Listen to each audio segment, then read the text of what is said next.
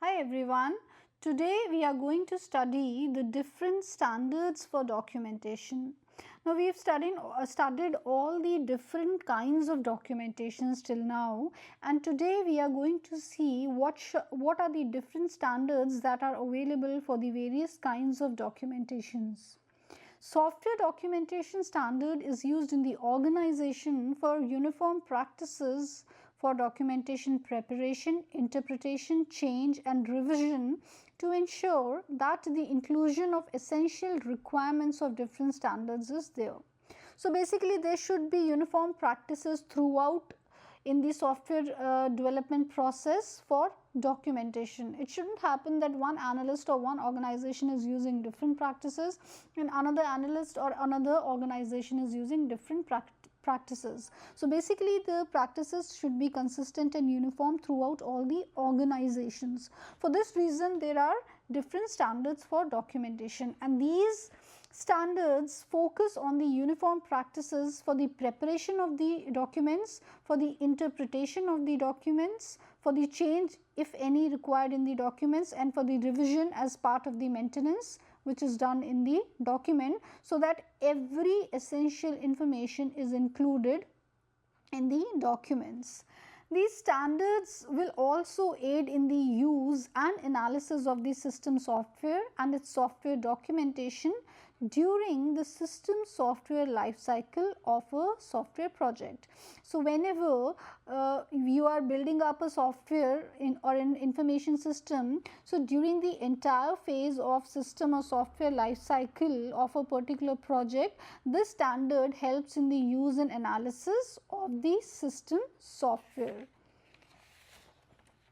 The documentation standard defines various aspects of documentation such as style, format and the document revision or change process of these documents. So these documentation standards not just focus on the bigger things like the practices or preparation or interpretation of the documents, but also on the smaller aspects such as what should be the style of the document, what should be the format of the document, and what should be the process for the revision or change of these documents whenever required. Now, the software lifecycle process describes documentation as one of the supporting parallel process of software development process. So you can say, or you can say that documentation is a supporting process which goes in parallel along with various stages of the software development life cycle. So, and in every stage, starting from the initial stage to the last stage, there is documentation involved, and hence you can say that this is a supporting parallel process. Documentation is a supporting parallel process of any system or software development life cycle. Now, there are some standards for documentation.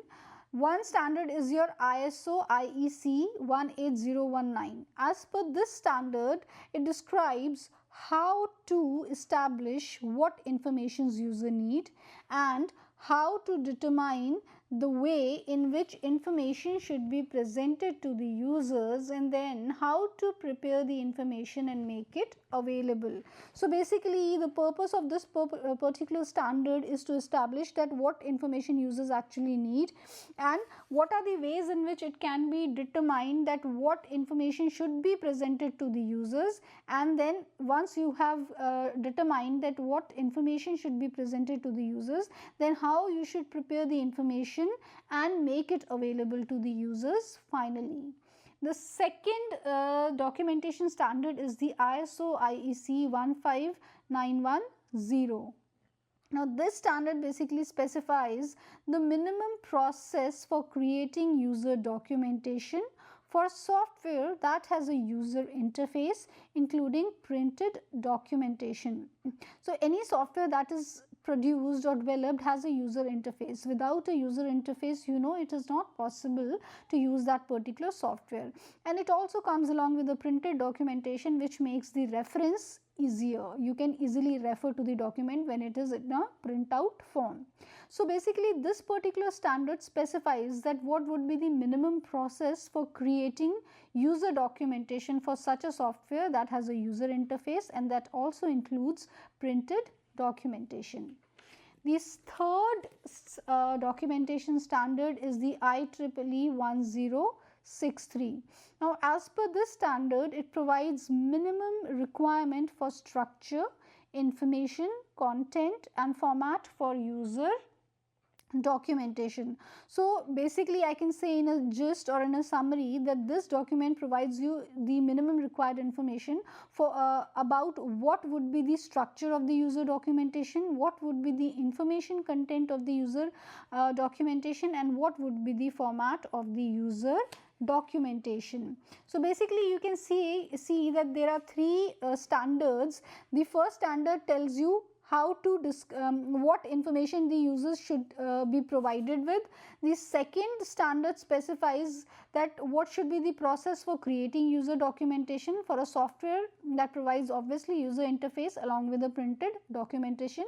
And the third standard is specifying what should be the structure, information content and format of the user documentation. So these are the standards for user documentation. Now let us also see in general what are the good practices for documentation which should be followed by one and all. Documentation is the design document. You are basically, it is a document for the design. So the time to document is before actually implementing any design. Obviously in each and every phase you need to document that phase, and this starts from the very first or the very initial phase of the software development life cycle.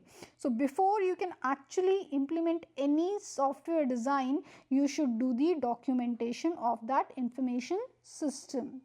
The second practice says that good documentation projects the quality of the software. If a documentation is good enough, you will get to know about the quality of the software from that documentation. So good documentation conveys a message of intelligence and professionalism. Obviously only a person who is intelligent and professional would focus on a good documentation, because a person who is professional will start in a professional way from the very first stage itself. So the documentation itself speaks about the intelligence and the professionalism of the person who has done it. So good documentation definitely conveys how intelligent and how professional a person is who has done that documentation. Now if your program has to compete with other programs, so there are so many application softwares in the market, all of them doing almost the same job. So if you want that your program should compete with other programs, you have to make sure that the first and foremost important thing is documentation, and at least that documentation should be as good as your competitor, if not better. So do not ever underestimate the document thinking that the final implementation matters and the documentation does. No, documentation is a parallel supporting activity throughout the stages of system development life cycle or software development life cycle, and for that reason documentation needs to be very strong and good. So a good documentation basically tells that your final software would also be good, and it tells a lot about the person who is designing and implementing the system software. So this is all about the different standards for documentation.